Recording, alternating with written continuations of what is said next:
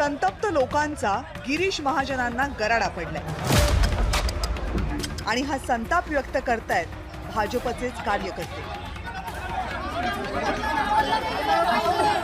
नाशिकमध्ये आज भाजपच्याच कार्यकर्त्यांनी भाजपच्याच मंत्र्यांना हा असा जाब विचारला आणि याचं कारण होतं भाजपमधले पक्षप्रवेश।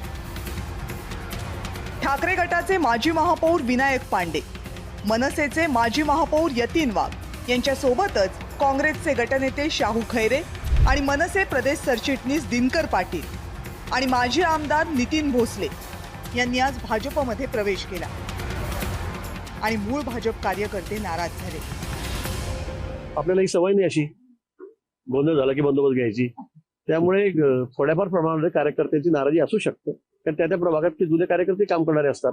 पण वर्षानुवर्षे आम्ही त्या प्रभागावर निवडून येते, आपल्याला याची कल्पना आहे की ठराविक असे कार्यकर्ते आहेत की ते निवडून येत असतात, विरोधात राहू द्या का सत्तेत राहू द्या, त्यामुळे मग काही ठिकाणी तडजोड करावी लागते, एखाद दुसरा इकडचा तिकडचा घ्यावा लागतो। आणि म्हणून मला वाटतं ही सगळी पॉलिटिकल ऍडजस्टमेंट आहे, हे गणित आहे, पण निश्चित जुन्या कार्यकर्त्यावर सुद्धा अन्याय होणार नाही याची खबरदारी मी घेतो। नाशिक भाजपच्या या नाराजीचा चेहरा होत्या आमदार देवयानी फरांदे। आज सकाळीच एक फेसबुक पोस्ट लिहून देवयानी फरांदे यांनी या पक्षप्रवेशाला विरोध केला। मग भाजप कार्यकर्त्यांनी गिरीश महाजनांना घेराव घातला, पण तरीही पक्षप्रवेश झालाच। मग देवयानी फरांदेंनी साश्रू नयनांनी आपल्या भावना व्यक्त केल्या। नेत्यांचा बळी जात असेल तर वेगळी गोष्ट आहे, पण कार्यकर्त्यांचा जर बळी जात असेल तर काही संकेत कार्यकर्त्यांमध्ये चांगले जात नाही। आणि मी काही कुठली सांसानिक नाहीये की जी आमदार झालेली आहे। नाशिक भाजपमध्ये पक्षप्रवेशावरून नाराजीची ही पहिली वेळ नाहीये।